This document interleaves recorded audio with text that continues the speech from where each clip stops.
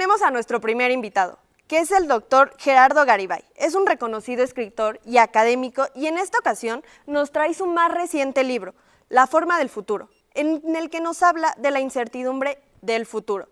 ¿Qué nos espera como humanidad? ¿Cuáles serán las tendencias y los temas clave? Los macrodatos, el metaverso y el aprendizaje automatizado estarán acompañados de la agonía de muchas tradiciones y el surgimiento de nuevas lealtades que podrían redefinir al mundo.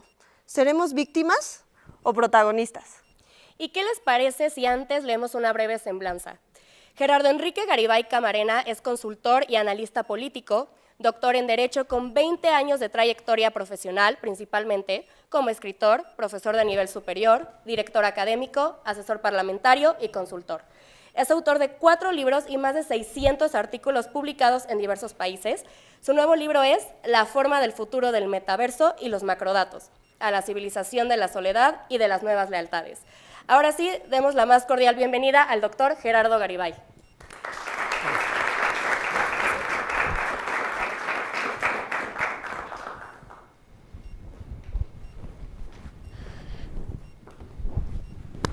Muy buenos días a todos. Muchísimas gracias por compartir esta mañana, este espacio tan interesante, esta semana en la que van a escuchar muchísimo sobre las novedades en el ámbito de la comunicación, particularmente relacionadas con el streaming y los medios digitales. Habrá mucho por aprender, mucho por reflexionar y he tenido el enorme honor y la gran alegría de arrancar con ustedes esta serie de reflexiones y, a ver, no sé si me puedo levantar un poquito porque si no, no voy a poder ver mi presentación. Ahí me dicen, está bien, estoy en el tiro de cámara.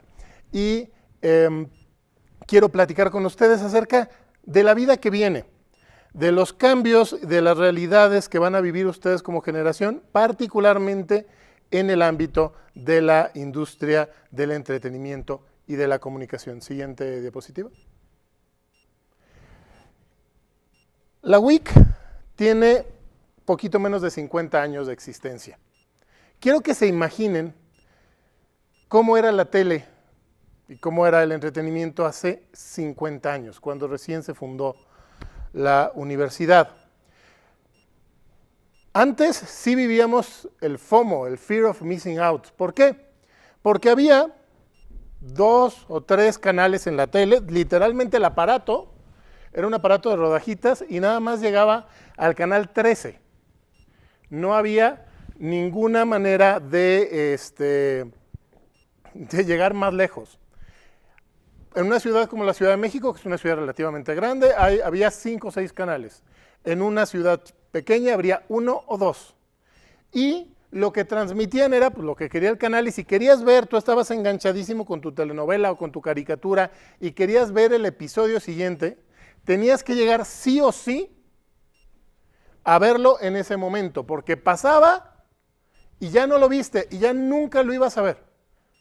No había prácticamente videos, no había, por supuesto, elegir a qué horas ver el contenido, consumir el contenido. No, si querías consumir el contenido audiovisual tenías que o pagar un boleto de cine o prenderle a la televisión y observar exactamente lo que te ofreciera la televisión en ese momento. Y si te lo perdías, te lo perdiste. Yo todavía cuando estaba niño, y todavía lo recuerdo, había una vez un documental y otra vez un concierto que yo quería muchísimo ver y que además quería llegar y grabarlo en la videograbadora para podérmelo quedar. Y en aquellas 2 ocasiones se fue la luz y yo estaba pidiéndole a Dios, yo creo que es de las veces que más intensamente he rezado en mi vida, para que regresara la luz a tiempo y que pudiera ver yo ese programa y pudiera grabarlo, porque de otro modo se perdía por completo. Esa era la tele y el entretenimiento de antes. Muy pocas opciones, centralizadas en 2 o 3 canales y que solo podías tener acceso a ellos en el momento. Siguiente diapositiva, por favor. ¿Qué es la tele de hoy? Es esto. Una enorme cantidad de contenido distribuido en una gigantesca cantidad de plataformas. La otra estaba haciendo cuentas en la casa y pues casi salí regañado por mi señora porque resultó que pagamos Netflix, Prime, Paramount, Max, Disney y otras 2 o 3 que luego casi ni usamos. Una enorme cantidad de plataformas con una enorme cantidad de contenido que podemos consumir en donde nos dé la gana, incluyendo el teléfono celular, y poco les falta para que podamos ver la tele en el reloj,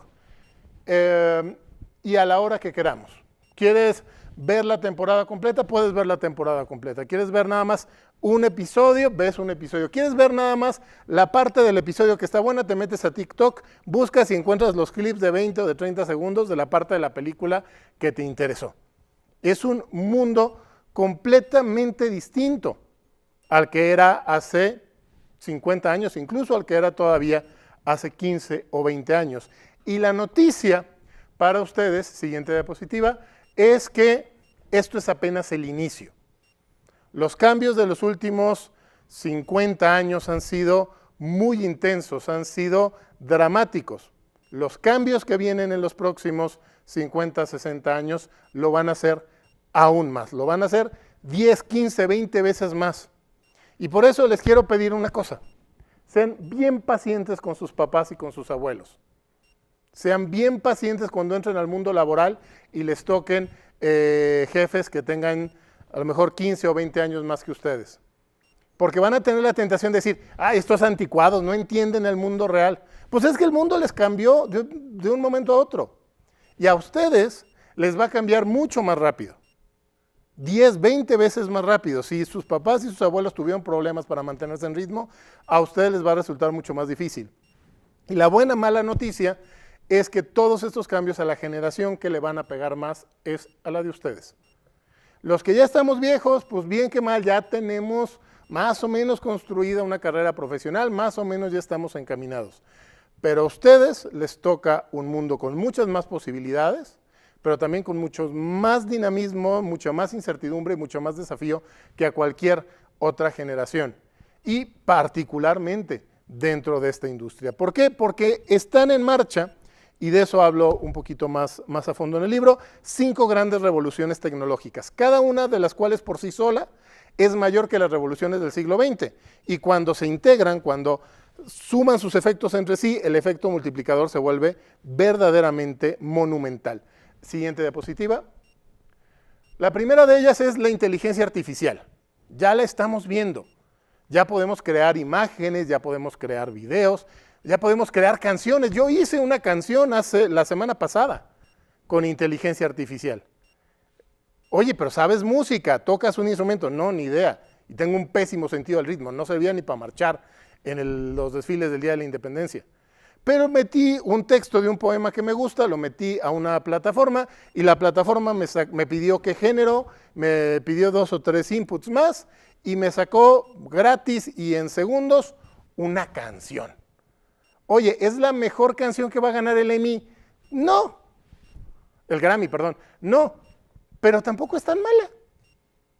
Y salió en 10 segundos, cuando hace 2 o 3 años hubiera sido inimaginable. La inteligencia artificial va a seguir avanzando y va a asumir un papel cada vez más protagónico en nuestras vidas. Ya en estos momentos, por ejemplo, si alguno de ustedes dice, me quiero ir de posgrado al extranjero, voy a solicitar una beca. Bueno, pues es muy probable que esa decisión de beca la decida una inteligencia artificial, ya no una persona.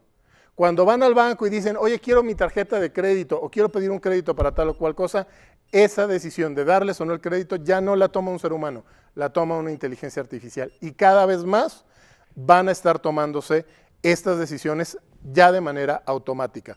Así como a mi generación y a la generación un poquito más grande que la mía nos tocó aprender a fuercitas a usar la computadora y al que no aprendió a usar la computadora se quedó obsoleto, así les va a pasar a ustedes con la inteligencia artificial. Necesitan aprender a usarla de manera profunda, a entenderla de manera profunda, no nada más ponerle a ChatGPT que les haga la tarea, sino a realmente sacarle el jugo a estas herramientas. Quienes no aprendan a trabajar con la inteligencia artificial van a ser reemplazados por la inteligencia artificial. Siguiente. La siguiente revolución es la computación cuántica. La computación cuántica implica una manera distinta de procesar información, mucho más poderosa. El cálculo es que, bueno, los de IBM dicen que a partir del próximo año puede haber computadoras cuánticas que sean más poderosas que las tradicionales. Otras personas dicen que se tardará 4, 5, 10 años más.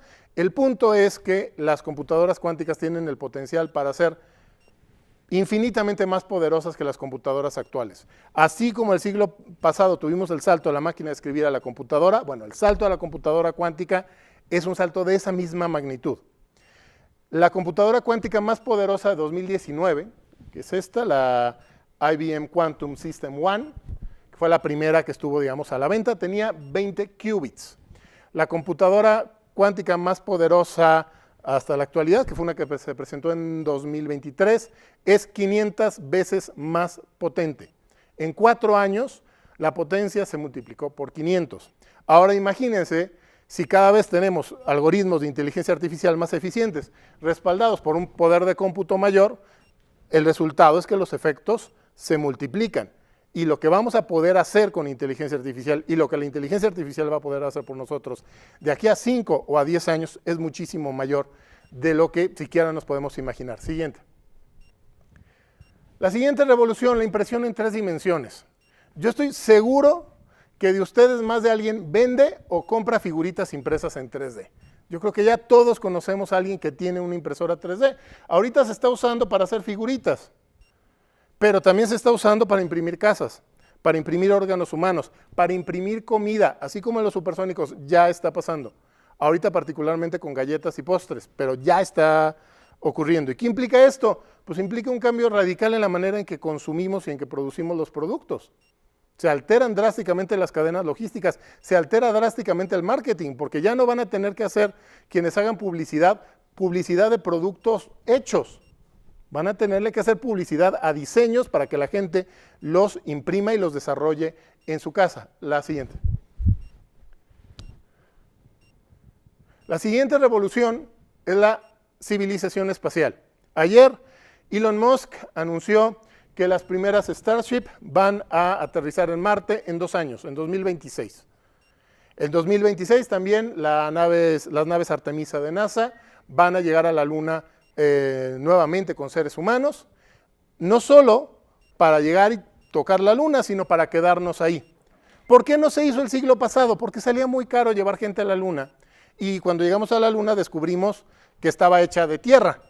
Literalmente, 20 años después del Apolo 11, averiguamos que la Luna originalmente había sido parte de la Tierra, un asteroide le había pegado, y literalmente la Tierra se había dividido y una parte se había convertido en la Luna. Entonces no era económicamente viable gastar tanto dinero para mandar personas a la Luna cuando la Luna pues era lo mismo que la Tierra, los mismos minerales los podías encontrar en Veracruz, ¿para qué carambas vuelas al mar de la tranquilidad? ¿Qué cambió? Los costos. El costo por envío del Starship, una vez que ya la acaben de afinar y van afinándola a muy buen ritmo, va a ser $10 millones por viaje. En lugar de llevar 3 personas como llevaban los cohetes Apolo, esto lleva 100 y miles de toneladas de carga. ¿Qué implica esto? Que llevar carga al espacio va a costar más o menos lo mismo que llevar carga a, no sé, a San Diego o a Sonora. ¿Qué implica esto?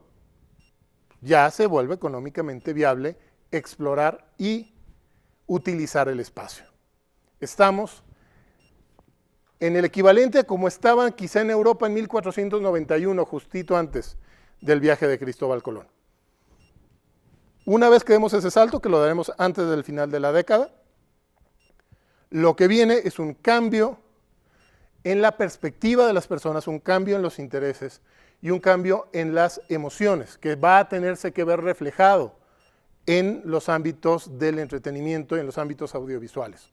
Así como en su momento el cine reflejó la Guerra Fría, así como en su momento el cine reflejó las expectativas y las pesadillas de la era espacial del siglo XX, tendrá que hacerlo ahora el cine y la televisión respecto a una nueva etapa en la que no solo vamos a la Luna, no solo vamos a Marte, sino vamos allá para quedarnos. Siguiente. La quinta gran revolución es el metaverso. El metaverso sí incluye pues, estos aparatitos maravillosos con los que luego Eugenio Derbez se andaba rompiendo el hocico hace 2 años, pero no es solo esto. Metaverso es todo lo que implica sacar cosas e interacciones del mundo real para meterlas en el mundo digital. Ahorita muy probablemente ustedes sus calificaciones las verifican en línea, en la plataforma. Parte del metaverso. Antes, en mis tiempos, tenía uno que ir a una lista en una pared para ver cuáles eran las calificaciones. Las transacciones bancarias las hacemos en línea. Es muy raro ya que uno se para en una sucursal bancaria, a menos que sea por pura nostalgia. Cada vez más espacios de nuestra vida los estamos llevando a Internet. ¿Cuál es la diferencia que hace el avance del metaverso? Que los entornos en los que interactuamos van a ser cada vez más inmersivos. Los juegos de realidad virtual son hoy mucho más reales de lo que eran hace 10 o hace 15 años. El siguiente paso natural es con el cine y con la televisión. O sea, lo siguiente por lo que vas a pagar es, pues por estar en El Señor de los Anillos e ir corriendo con Gimli y con Legolas. Digo, no vas a aguantar 5 días, vas a aguantar 5 minutos. Pero es estar metido en las experiencias. La gente va a pagar por experiencias inmersivas de aquellos contenidos que le llamen la atención. Y aplica no solo para el cine, aplica para los conciertos, aplica para los eventos en vivo, etcétera. Y ahorita vamos a ver un ejemplo que ya pasó el año pasado. Siguiente. ¿Qué implican todas estas revoluciones específicamente para el sector audiovisual y del entretenimiento? Varios cambios clave. El primero de ellos, siguiente, es el de la automatización. Oye, ¿la inteligencia artificial me va a dejar sin chamba? Depende.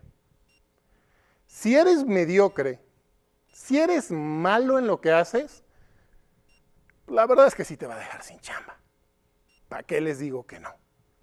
¿Saben qué es esto? Esto es lo que se conoce como Paint by Numbers.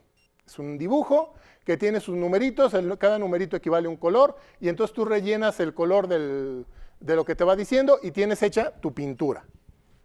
Lo mismo pasa, vamos a ser sinceros, con muchos contenidos audiovisuales. Todos hemos visto películas, hemos visto series que le prendes y ya después de 5 minutos sabes casi exactamente hasta dónde viene el corte comercial y cuál va a ser el cambio del giro de la trama. ¿Por qué? Pues porque son cosas hechas por números, por manualito. Ese tipo de contenido va a ser muy fácilmente automatizable.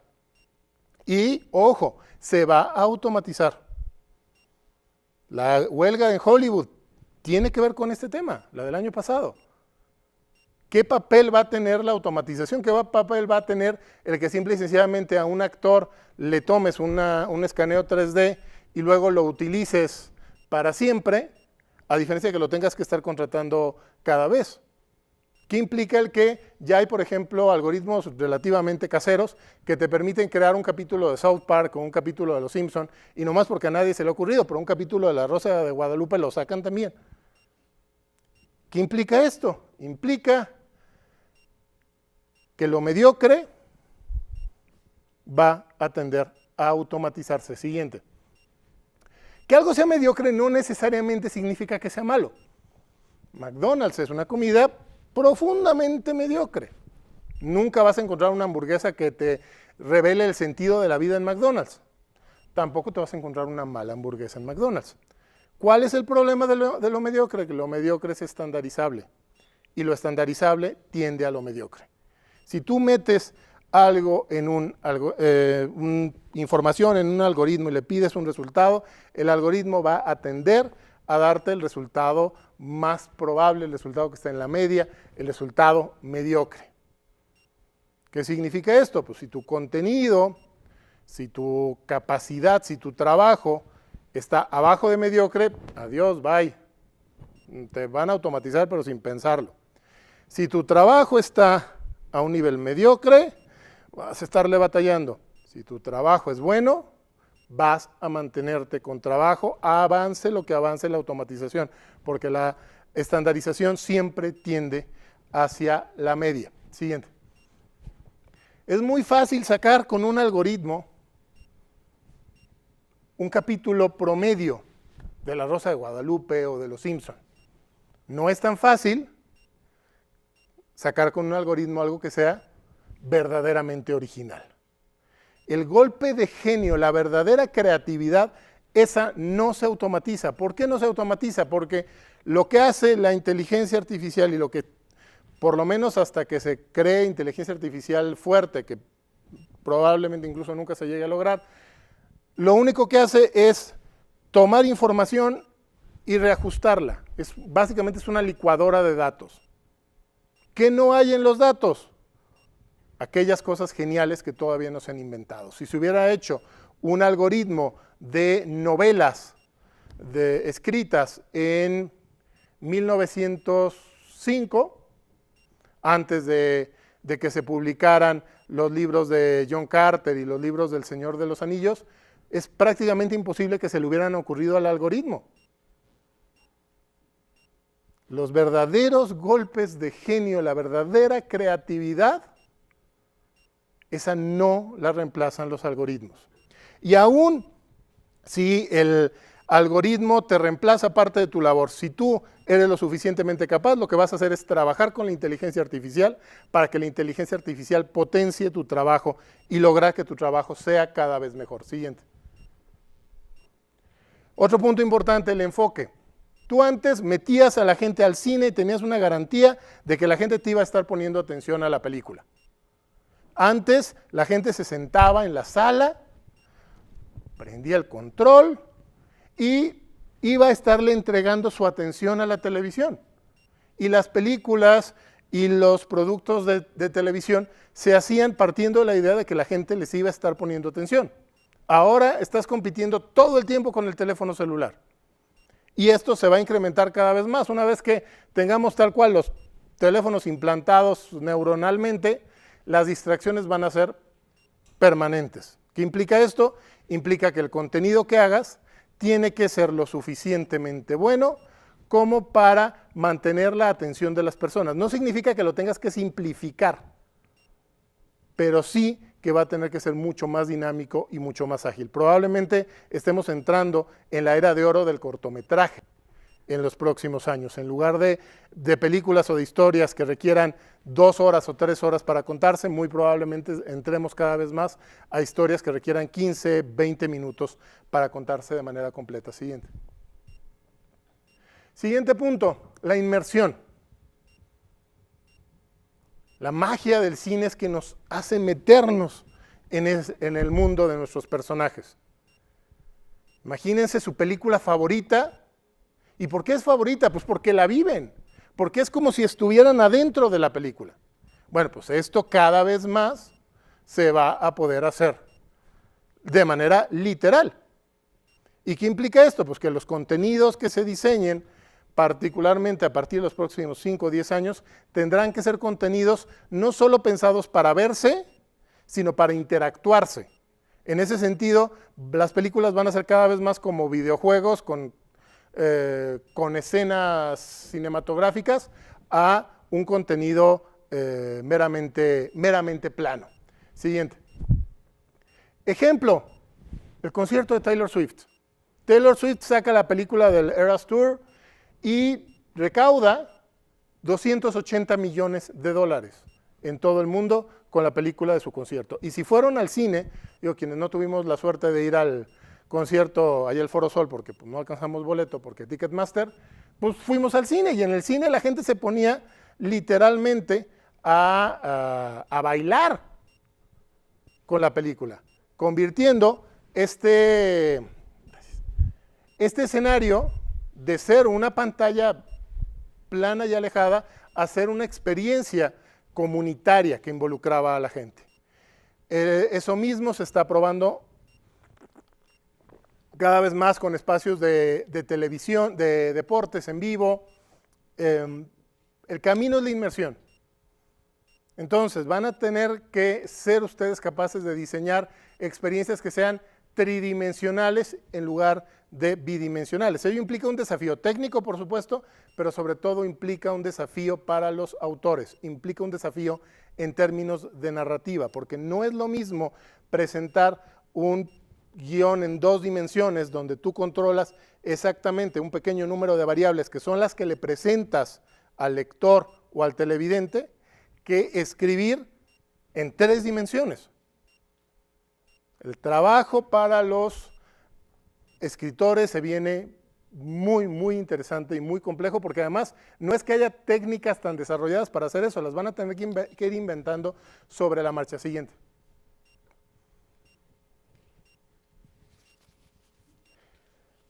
¿Cuál va a ser el punto clave del entretenimiento, del streaming en los próximos años? El punto clave se llama propiedad intelectual. ¿Por qué? Porque cambian las reglas de juego de la industria. Vean aquí en la entrada de la UCA están estas máquinas gigantescas que son los proyectores de cine. Durante el siglo XX, la gran complicación del contenido, la gran barrera de entrada, era producir el contenido, porque necesitabas cámaras carísimas, porque necesitabas escenarios carísimos, porque necesitabas una enorme cantidad de dinero para producir y para distribuir luego ese contenido. Hoy en día, el costo de producir va bajando y se va a volver cada vez más bajo. Va a llegar un momento en que prácticamente todo te lo haga la inteligencia artificial, colaborando con 5 o 6 humanos que la supervisen, y entonces producir una película, a lo mejor no una superproducción, pero sí una película normal, te va a salir mucho más barato de lo que es hoy. ¿Qué implica eso?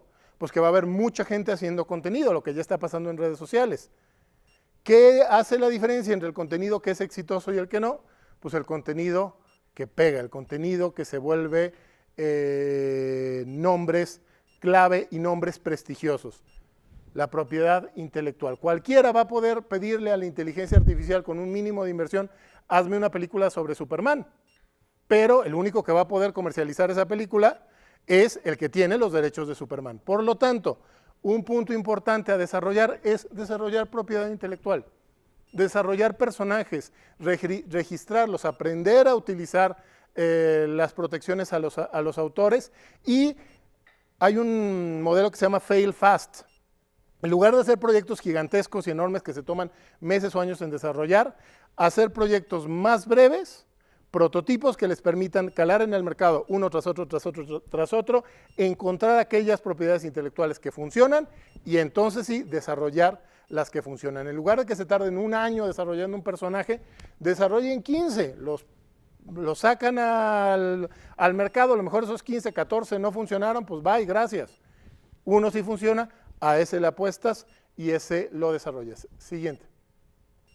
Entendiendo además que el juego, los fuertes del juego van a ser mucho más las distribuidoras. O sea, en lugar de que el equilibrio esté entre productora y distribuidora, la distribuidora va a tener mucho más la sartén por el mango en los próximos años y las productoras van a tener que jugar al son que les bailen las distribuidoras. Siguiente punto, este es fundamental.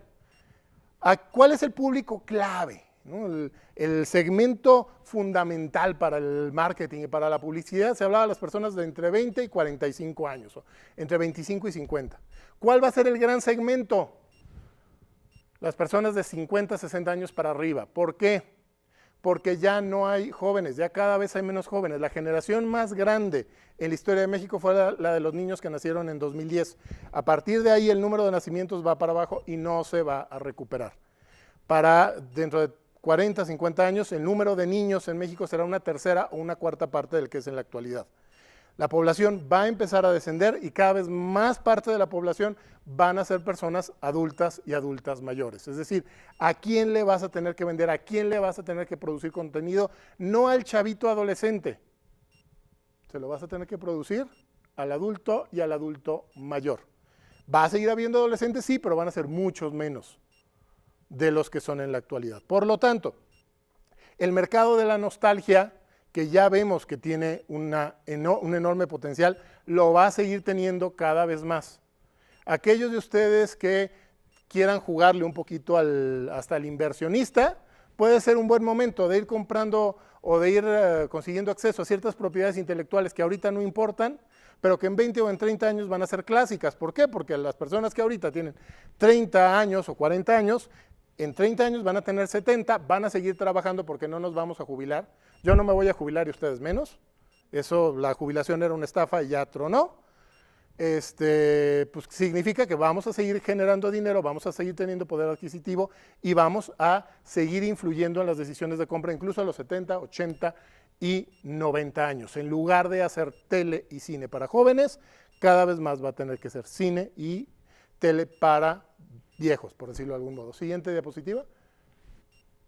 Entrando al final de esta reflexión, tengamos muy claro algo. La industria del entretenimiento es relativamente nueva.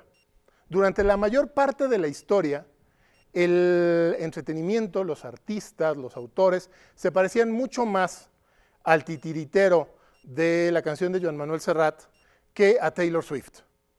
El titiritero que va de aldea en aldea y canta su romanza al son de una danza híbrida y extraña para que el aldeano le llene la mano con lo poco que haya. El entretenimiento era una labor, porque ni siquiera era una industria pobre. Era una industria que funcionaba yendo de pueblo en pueblo, llevando un espectáculo y recibiendo unas moneditas a cambio. Siguiente. ¿Qué cambió? ¿Qué hizo posible Hollywood? Dos cosas, que hubo tecnología para grabar las presentaciones artísticas y que la gente tenía tiempo y dinero para gastar en entretenimiento. La buena noticia es que cada vez la gente va a tener más tiempo y más dinero para gastar en entretenimiento. ¿Qué implica esto? Implica que sí, la automatización va a quitar muchas fuentes de trabajo, pero el pastel al mismo tiempo se va a volver mucho más grande. Entonces, aquellos de ustedes que logren hacer bien las cosas, que se preparen bien, que se mantengan actualizados, que aprendan a utilizar las estrategias de tecnología, no les va a faltar trabajo, porque la gente va a estar consumiendo mucho más contenido del que consume en la actualidad. ¿Por qué? Pues porque no va a haber otra cosa que hacer. Y la gente va a requerir un contenido más dinámico, más inmersivo, más tridimensional e incluso más permanente. Y ello implica un enorme desafío y más personalizado. Ello implica un enorme desafío para quienes se encargan de construir este contenido. Siguiente. Eso es todo. Muchísimas gracias.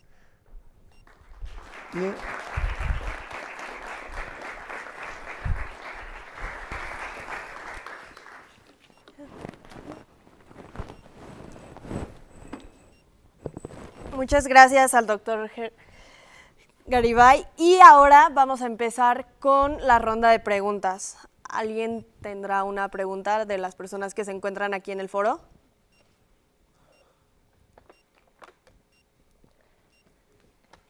Bueno, a través de YouTube nos pregunta, doctor Gerardo, ¿cómo será realmente el futuro de los medios de comunicación? Es un futuro, al igual que el de otras industrias, de hiperpersonalización basada en hiperestandarización. El ejemplo, Spotify cada año nos da nuestra lista de las canciones que más escuchamos y nos genera un montón de listas de reproducción personalizadas. No es que tenga Spotify un montón de becarios suecos mal pagados en un sótano de Estocolmo redactando las listas y diciendo, esta es la canción que le va a gustar a Dagoberto Pérez. No, está todo estandarizado, convertido en datos y generado a través de un algoritmo que permite ofrecer resultados distintos a cada persona. Eso mismo va a ocurrir cada vez más con el resto de la comunicación. Vamos a llegar al punto de poderle decir a Netflix, oye, hazme una serie donde salga Sandra Bullock y Brad Pitt y que se trate de zombies contadores públicos. Y te lo va a crear, a lo mejor no en 5 años, pero sí en 10 o en 15 años. ¿Qué implica? Implica, desde el ámbito de quienes trabajan en ese sector, que van a estar mucho más enfocados en la construcción de rutas narrativas que en la construcción de productos terminados. Mucho más en generar what ifs que en generar un solo bloque de contenido al que se tenga que ajustar todo mundo. Ok, muchas gracias. Y también nos preguntan, ¿qué pasaría si hubiera un colapso en las comunicaciones? Ok. Si hubiera un colapso en las comunicaciones, se pondría todo bien sabroso. A ver, dependemos tanto de las comunicaciones que el día que haya un colapso en las comunicaciones, la sociedad desaparece, punto. O sea, revisen su dinero, el dinero que traigan quienes todavía cargan efectivo. No vale nada. O sea, dice, digo, no traigo acá la cartera, pero dice 10 pesos. ¿Qué son 10 pesos? ¿Quién sabe? El dinero no existe. El dinero son ceros y unos en el Banco Central que tienen un cierto respaldo. Pero de ahí en más, desaparece el Internet, colapsa el Banco Central, colapsa el acceso a nuestras cuentas bancarias y nos quedamos sin nada de dinero prácticamente de inmediato. ¿Qué pasa con el resto de las comunicaciones? Si nos quedamos sin Internet, pues quedamos sin cómo conectarnos con nuestros amigos, con nuestros familiares. O sea, básicamente la sociedad como la conocemos desaparecería. Ahora bien, ¿ese riesgo existe? Sí, pero muy probablemente en todo caso no sería un colapso completo. O sea, sería, por ejemplo, si te pega un huracán, se caen las redes telefónicas locales, pero si tienes Starlink, vas a seguir conectado a Internet. En todo caso, ahí la necesidad para las instituciones e incluso para las familias, en la medida en que la economía lo permita, es tener sistemas de redundancia. Oye, una pequeña estacioncita eléctrica que funcione con combustible, quienes puedan permitírselo tener Internet de Starlink para no depender nada más de Telmex o de Easy, y en general tener sistemas de redundancia que te permitan mantener la comunicación, porque si se pierde la comunicación, colapsa todo. Dependemos demasiado de la comunicación, más que nunca en la historia. O sea, de entrada nuestra riqueza, nuestro dinero no existe, es imaginario, está en Internet. Se cae, adiós todo. Ok. Y por último, de nuestro YouTube Live, ¿cuál sería la revolución tecnológica más probable en el futuro? Mira, yo te diría, las 5 que les comenté ya están en marcha. O sea, ninguna es que esté en ciencia ficción, las 5 ya están comercialmente disponibles, ya están en marcha. La que está teniendo un impacto más claro hoy es la inteligencia artificial. No solo en la generación de contenido, sino sobre todo en la toma de decisiones, de políticas públicas y de decisiones bancarias y de decisiones educativas. Muchas de las decisiones clave de nuestra vida ya las está tomando la inteligencia artificial. Ok, muchas gracias. Tenemos una pregunta en el público. ¿Qué tal?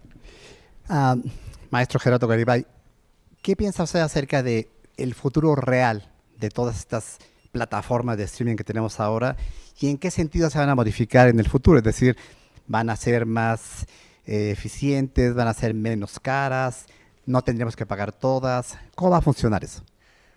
Mi apuesta es que acabemos regresando, porque al final del día la gente es gente, acabemos regresando al modelo de los sistemas de cable. O sea, cada vez más las plataformas empiecen a integrarse, a sumar esfuerzos entre ellas, y entonces en lugar de tener 7, 10, 20 plataformas, tengas 2, 3 plataformas grandes que concentren los servicios de varias por un costo quizá un poquito mayor, 300, 400 pesos al mes, pero integrándote ya lo de varios. Un poquito lo que pasó con Disney Plus y Star Plus, entendiendo que ambas eran de Disney, pero pues, básicamente la tendencia va para allá. Lo que pasó con Paramount Plus es un ejemplo muy preocupante para todas las demás plataformas, porque Paramount, incluso teniendo los derechos de la Premier, tuvieron que soltar esos derechos porque no estaban teniendo las suscripciones suficientes. ¿Quién está ganando? ¿Quién sigue ganando?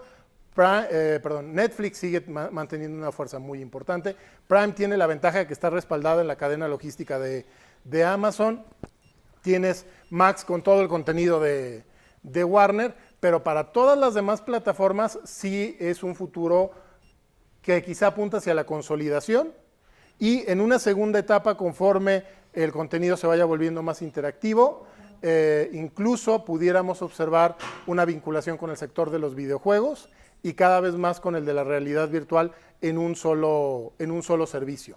Y en términos de contenido hubo una gran cantidad de gastos, o sea, la gente estuvo gastando, las plataformas estuvieron pagando mucho por contenido.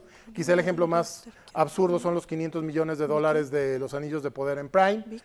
Esa fiesta de dinero ya se acabó, lo que viene es presupuestos un poquito más controlados para producir más opciones de contenido. En lugar de meterle 100 millones a una cosa, le van a ir metiendo 10 millones a 10 cosas para ver qué es lo que pega y para atender además a necesidades de nicho cada vez más específicas, porque está el que quiere dramas coreanos, pero en cuanto se pongan de moda los dramas nigerianos o los dramas vietnamitas, habrá que llevar dramas nigerianos y dramas vietnamitas y al mismo tiempo mantener los dramas coreanos. Entonces, más piezas de contenido con menos presupuesto para atender nichos cada vez más pequeños. Muchas gracias. Tenemos una última pregunta en el público. ¿Qué tal? ¿Usted cómo ve el futuro de los jóvenes como para tener éxito o triunfar en el mundo del cine? Muy buena pregunta. Al final del día se necesita mucho trabajo, mucho talento y mucha suerte. O sea, acá no sé si me pudieran regresar a Taylor Swift un par de diapositivas antes. Pues es la artista más exitosa de los últimos tiempos. ¿Es la más talentosa? Es talentosa, canta muy bien, yo soy fan, pero es más talentosa que 100 o 200 cantantes a los que ni en su casa los conocen, probablemente no. Trabaja muy duro, claro que sí. Trabaja más que muchos cantantes o que muchos actores que se la viven de audición en audición y que nunca logran ese llamado, probablemente no. ¿Qué es la diferencia? La suma de talento, de trabajo y de un poquito de suerte. ¿Cómo se construye esa suerte? Pues tiene que ver mucho con el exponer y con presentar el trabajo. En este sentido, las nuevas plataformas sí te dan un margen de maniobra mayor. Ya no es de que tengas que ir a Televisa y que si Luis de Llano no te contrata no entras, sino que tienes 20, 30 plataformas en las cuales crear contenido. Pero si te tardas demasiado en crear tu pieza de contenido perfecta, muy probablemente esa pieza no va a funcionar y habrás perdido 3, 4, 5 años de tu vida en lograrlo. ¿Cuál es el modelo? Te diría para quienes quieran entrar a la industria del cine y en general para los jóvenes, el modelo de fail fast. Haz prototipos ágiles, ponlos en marcha, velos mejorando sobre la marcha y si ves que falló, vámonos, reinvéntate y a lo que sigue. Oye, este personaje me quise presentar a lo mejor como galán rockero, no funcionó, pues te reinventas y ahora eres otro personaje, otro proyecto y con eso ir intentando hasta que pues con un poquito de suerte y con ese trabajo y ese talento se logre el éxito. El campo está mucho más abierto que antes, porque antes eran 2 o 3 canales, el que no tenía acceso a los 2 o 3 canales estaba fuera. Antes eran 2 o 3 estudios de cine, el que no tenía acceso a esos estudios estaba fuera. Ahora hay mucho más espacio, pero también hay mucho más gente intentándolo. Hay mucha más competencia. Muy bien, agradecemos al doctor Gerardo Garibay por su participación en nuestra Semana de la Comunicación. Les recuerdo, si quieren adquirir su libro, lo pueden encontrar saliendo del foro a mano derecha y más si quieren una dedicatoria por parte del doctor. Dicho esto, invito al maestro Leopoldo Brito al estrado para entrega del reconocimiento, por favor.